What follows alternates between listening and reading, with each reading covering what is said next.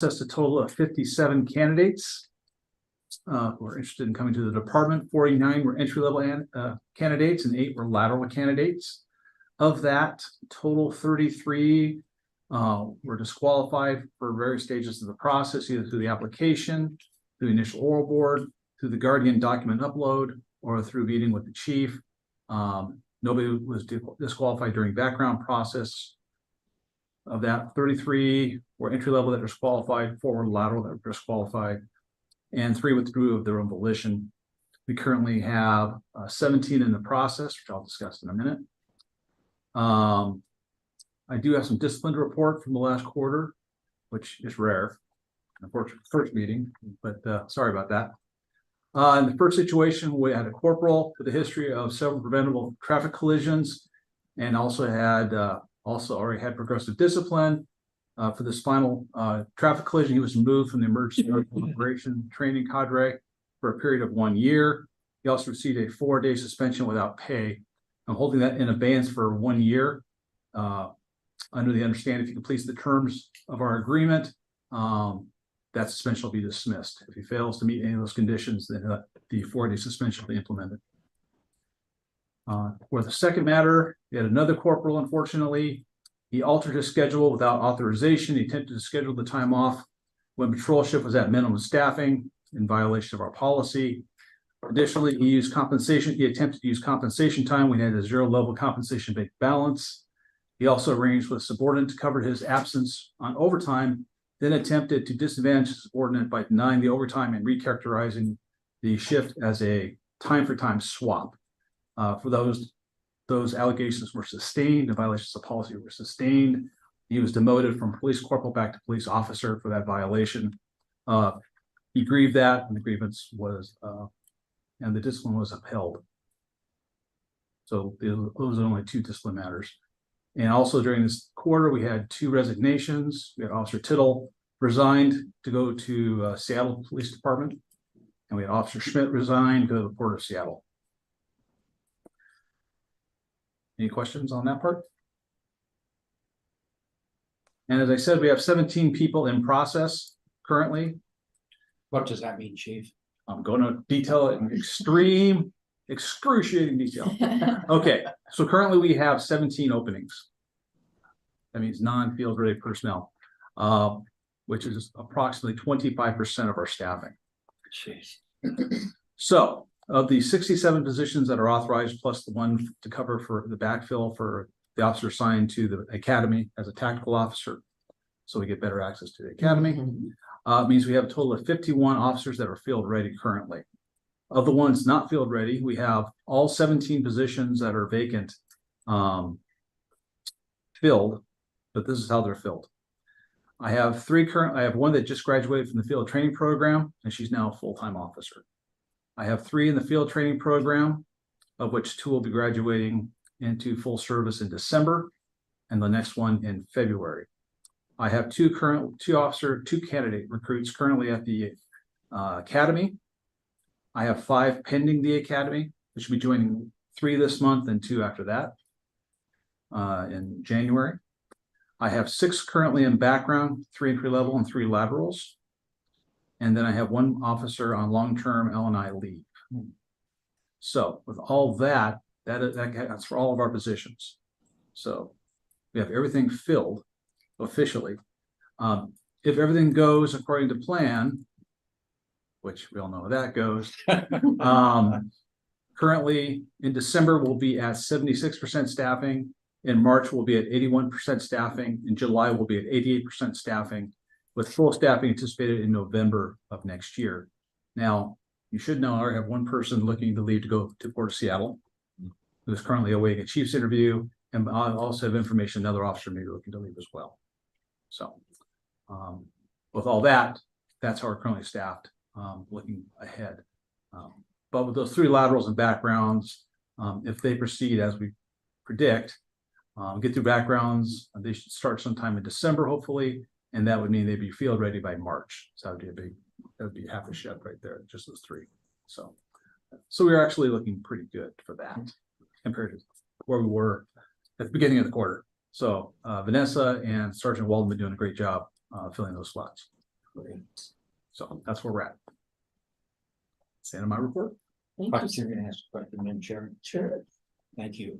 Chief, I'm probably gonna ask questions today, a few anyway, just to sort of help me with my knowledge and understanding.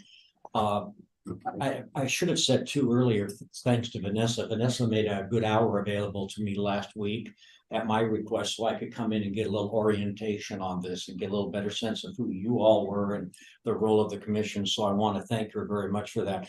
But one thing I did ask her, you mentioned in the first dimension of your report on the disciplinary action and a grievance having been filed and the action of the department having been sustained. I know in the statute, there's a grievance process available through this mechanism. There's also the grievance process through the CBA. Does the CBA say that you get to pick one but not both? I mean, have we ever had a situation where somebody's lost on the CBA side and come to the commission with a grievance? How's that work? My understanding is you can choose one route or the other. I see, so you have to make a selection based on the So CBA. they can either agree directly to me and then to the city manager and then arbitration, or they can go directly to the commission. Okay, thank you very much. And both these matters, well, first matter, the corporal chose not to take place at the Loudermill hearing. He chose not to do that. He submitted a written statement instead, taking full accountability for his actions, which is why I held the suspension and abandonment, because he's already started to learn from his mistakes. I'm pretty happy about that. And the second matter, that individual took advantage of his rights to appeal to myself, and then later on to the city manager, and that's when the grievance process was ended. And I wonder, just one more follow-up on that. Is the police, is it an independent guild or are they affiliated with a national organization? That's a good question. I believe they're independent. Okay, so it's Lacey Police Officers Guild is the name. Yes. So Police Officers Guild is independent. The sergeants are also independent. They have a separate guild. Yes, the sergeants have their own guild. So there's corporals and officers, they're in Lacey Police Officers Guild. There's sergeants who are in the Lacey Police Officer Management Association. Lacey Police Management Association, no officer, yeah. And then you LPMA. have currently commanders, but soon to be commanders, lieutenants, which are a part of the Lacey Police Senior Management Association. And they're affiliated with The FOP. FOP, Yes, Federation of Police Officers. Okay. the other two are, they've retained a law firm as their, like an independent law firm. as their- Local law firm. Seattle, I think, is where they're based, yeah. Thank you. All right. If we have nothing further, we can move to civil service rule review.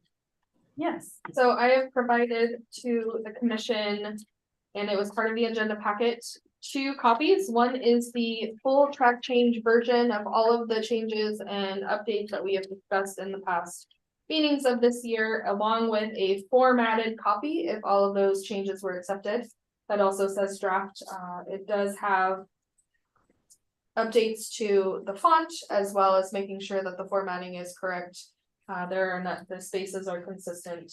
It, I think, reads a little bit better. The font is slightly a little bit bigger as well. And so those are those 2 versions that you can look kind of side by side to see what we're at. I did not receive any suggested edits from the officers. I did present that out, gave them about a month to respond. I got no response for feedback. We did have a question that came up on the definition of seniority. Thank you, Chief, for bringing this up. And I did provide the commission a copy of that particular communication.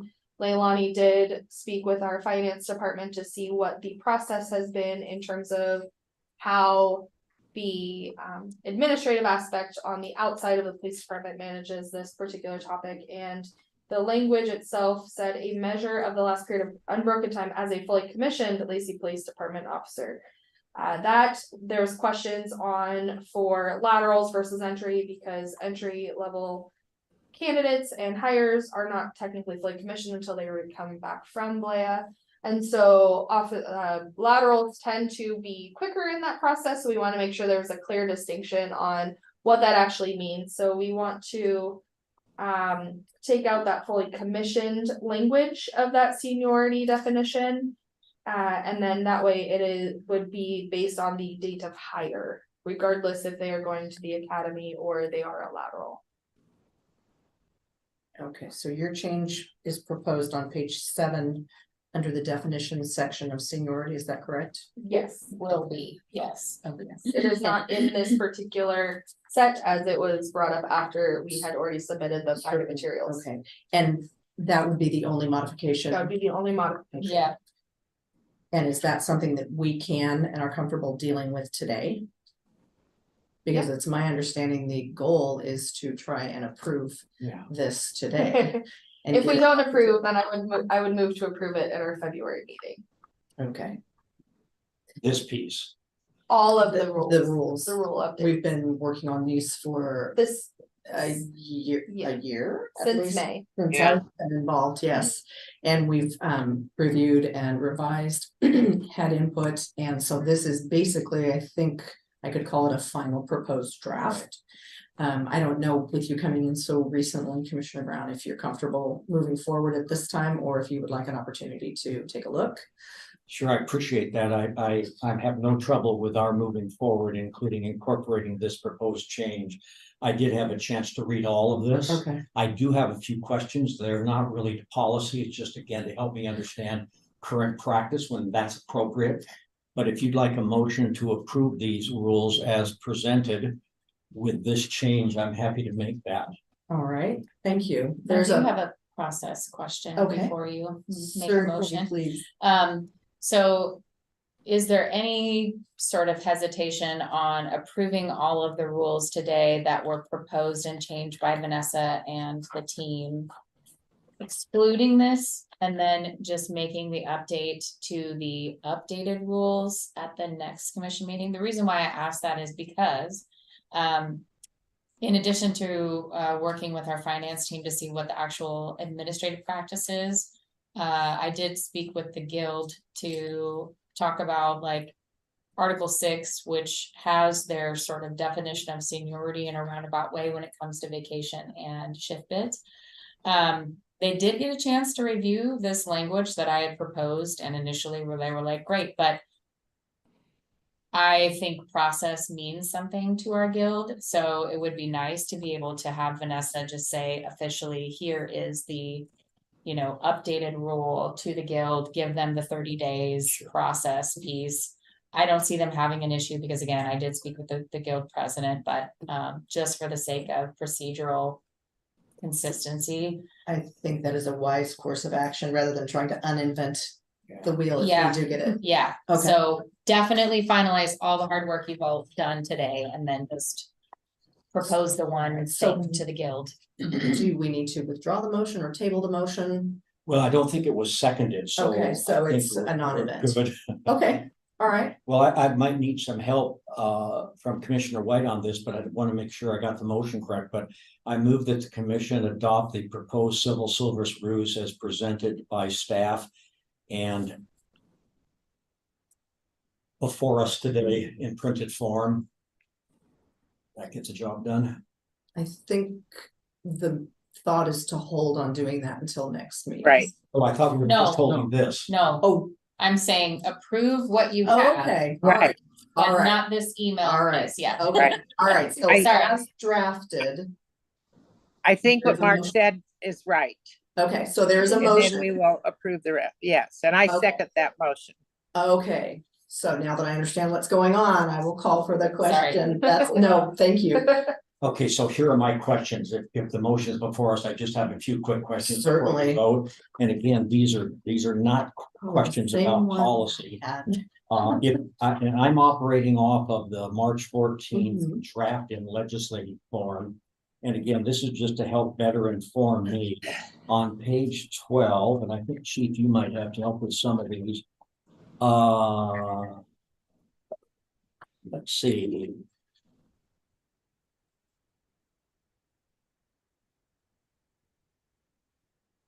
Current practice on recruitment. Oh, is this a change to make the recruitment open continuously?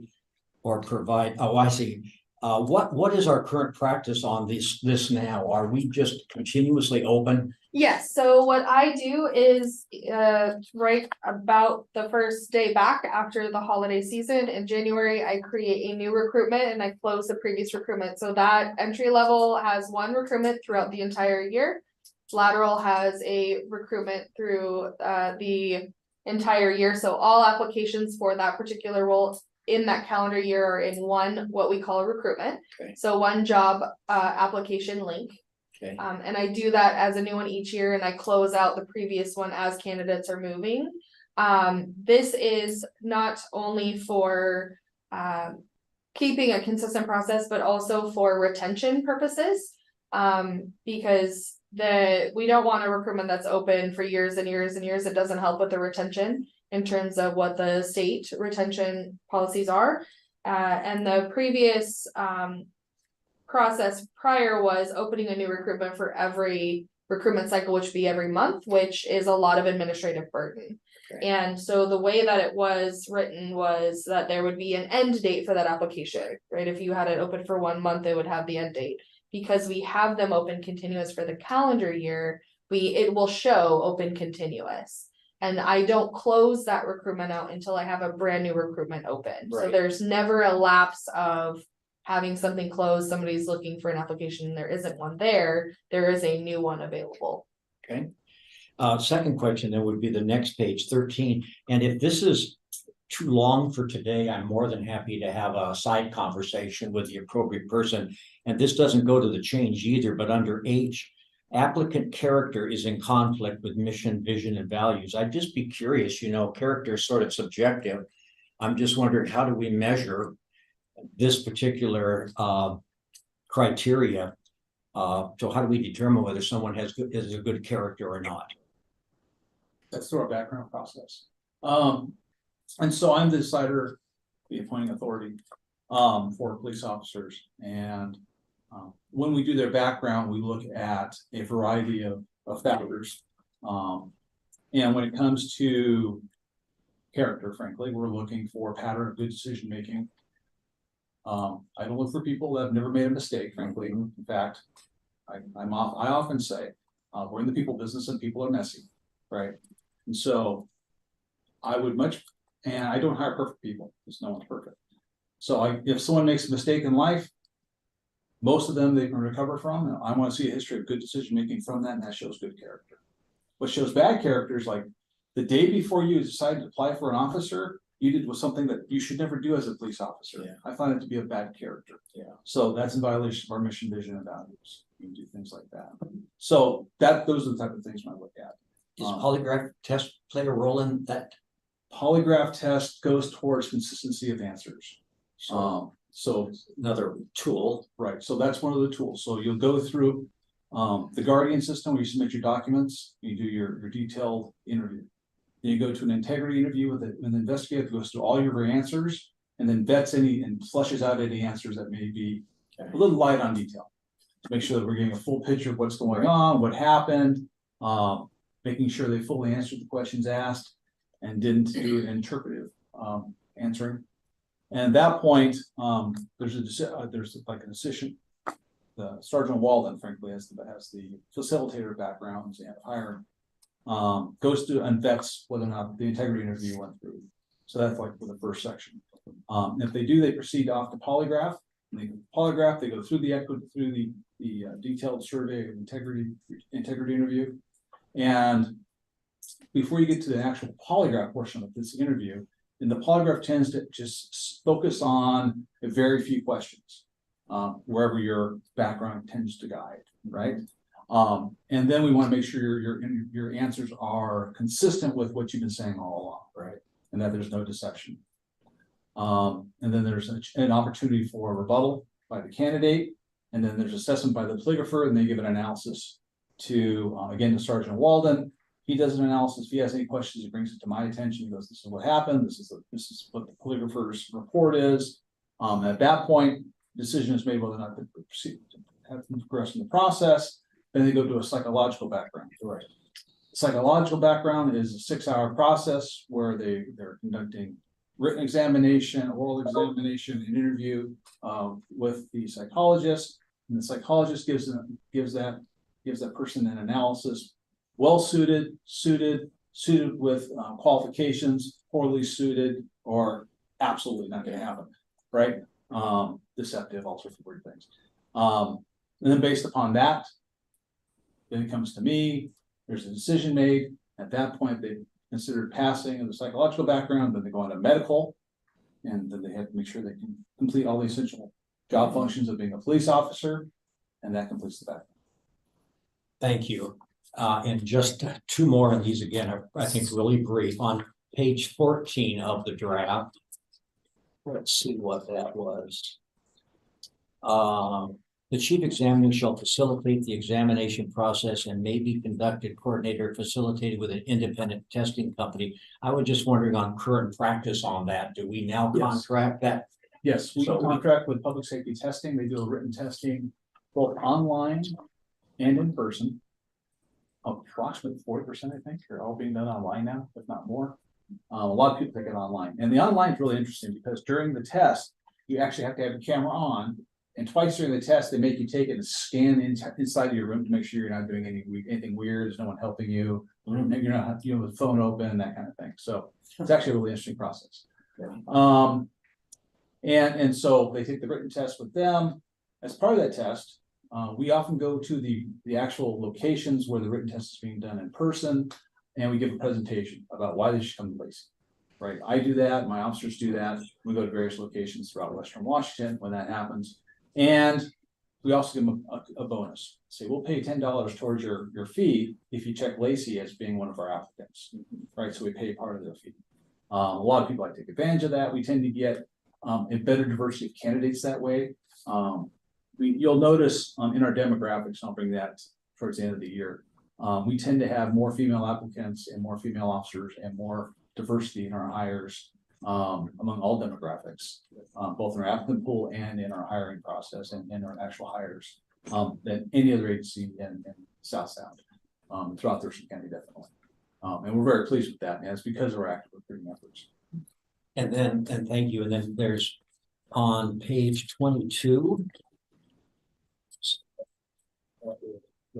Just again, helping me get up to speed on. These are all the same questions I had earlier. Uh, I had lots more.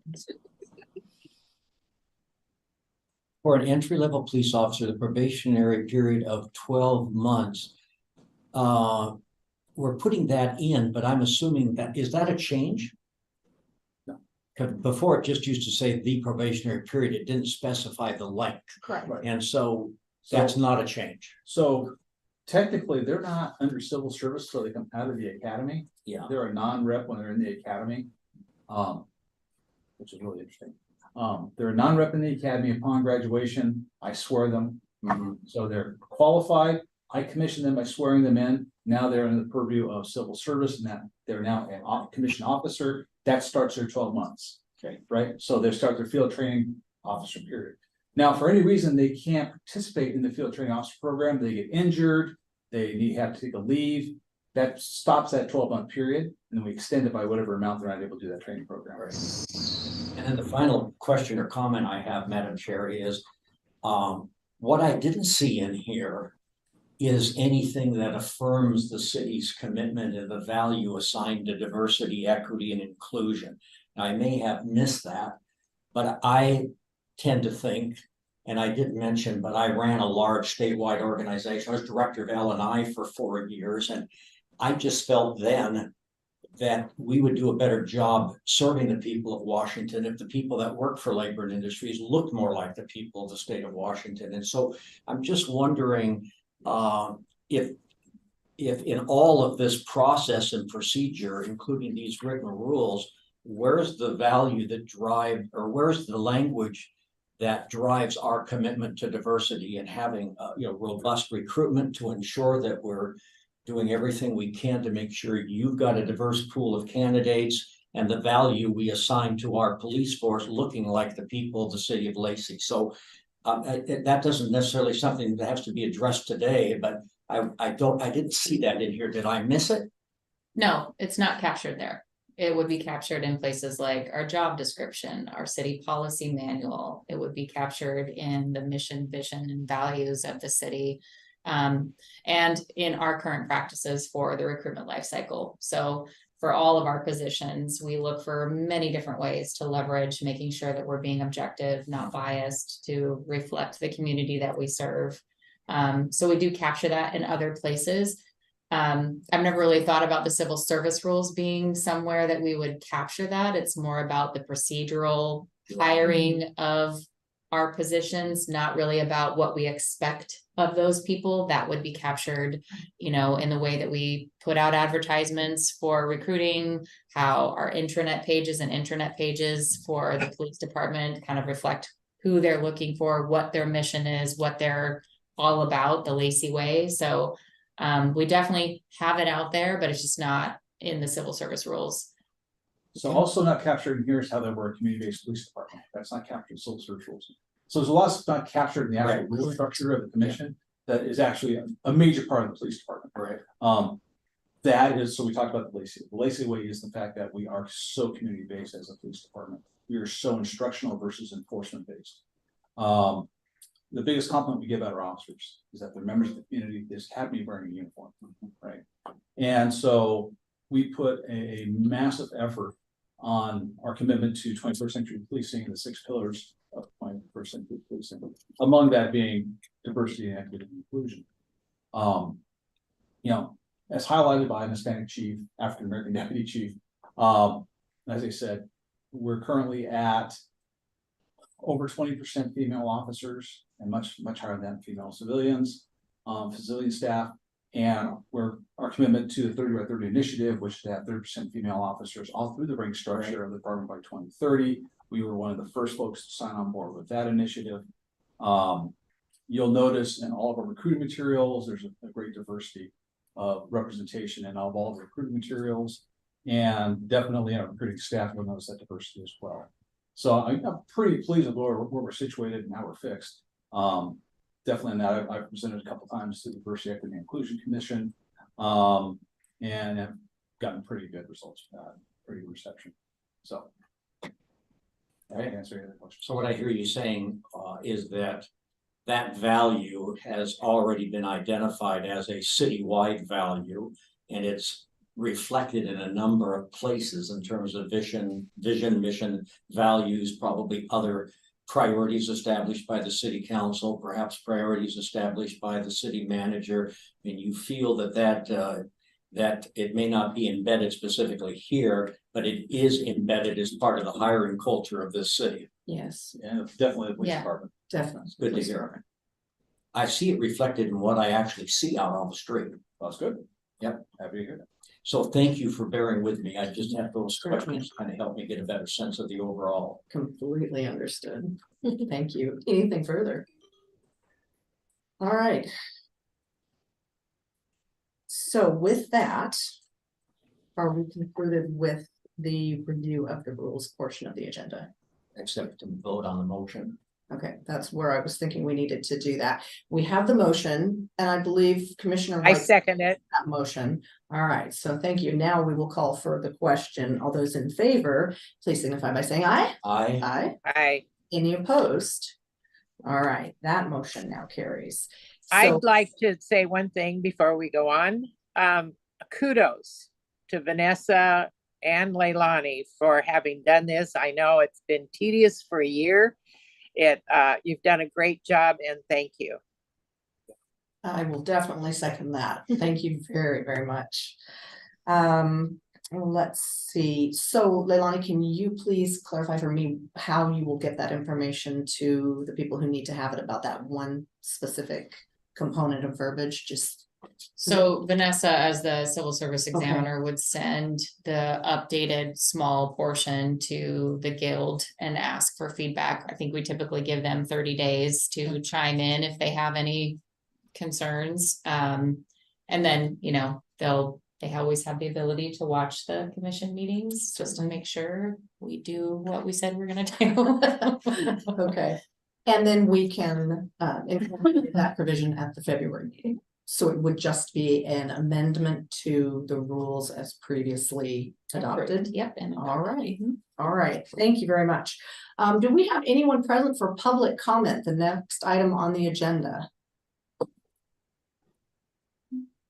Doesn't look like it. All right. I have a public comment before you end the meeting. Well, I think we're gonna say there's no old business, so Commissioner White, please. First of all, I'd like to preface this by saying I'm very proud of our police and the city for what and how they've handled the homeless, trying to be nice here, homeless issue compared to another city, which I won't divulge. But I'm very careful crossing the country to say I'm from Lacey, Washington, not Olympia, Washington, or Seattle, Washington. As you can imagine, first of all, realize that since we have a triple axle on our motorhome and a double axle, of course, on our tow rig, we avoid toll roads. So we have seen country that probably a lot of people have never seen. But saying that, and the reason I wanted to bring this up is, well, maybe I should say, because some of you wouldn't know, I served on a 18-month steering committee for the homeless issue in Lacey. And it didn't progress real well. That's enough of that.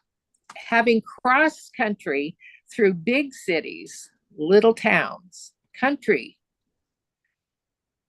In Missoula, Montana, I saw 2 old motorhomes, the kind that you used to see on Ensign Road. That was it.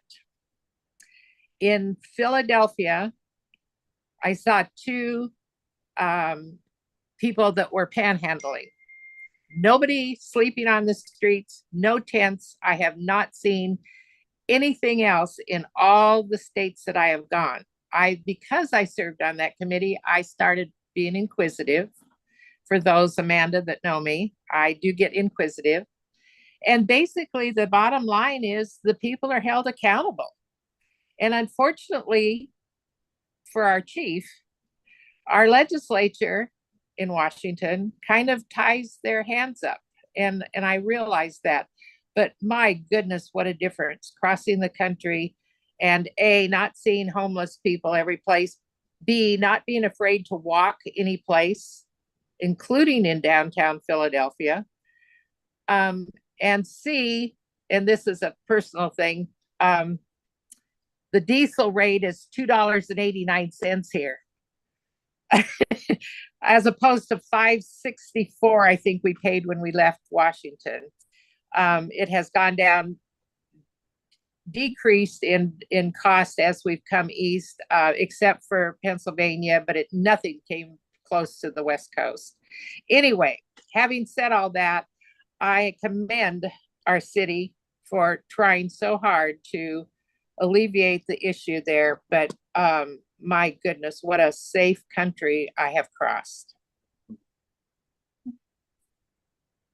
Thank you very much. All right. So Madam Chair, just one question on the Yes, sir. agenda. One of the agendas that I had also had the item of frequency of meetings, and I know that Vanessa and I talked about that. That's I right. don't see that on this agenda. Is that have been resolved, or do we need to? It has been resolved, but it didn't make this agenda. So just sticking with the quarterly. Exactly, and Okay. that was researched. Leilani actually Right. followed up with, this question had come up in years past. Fortunately, the same individual was around to be able to re-answer the Yeah. question in the affirmative. And we are completely within RCW's to be doing quarterly meetings. So, Got it on Thank my you. calendar already. perfect, perfect. All right, is there any other business?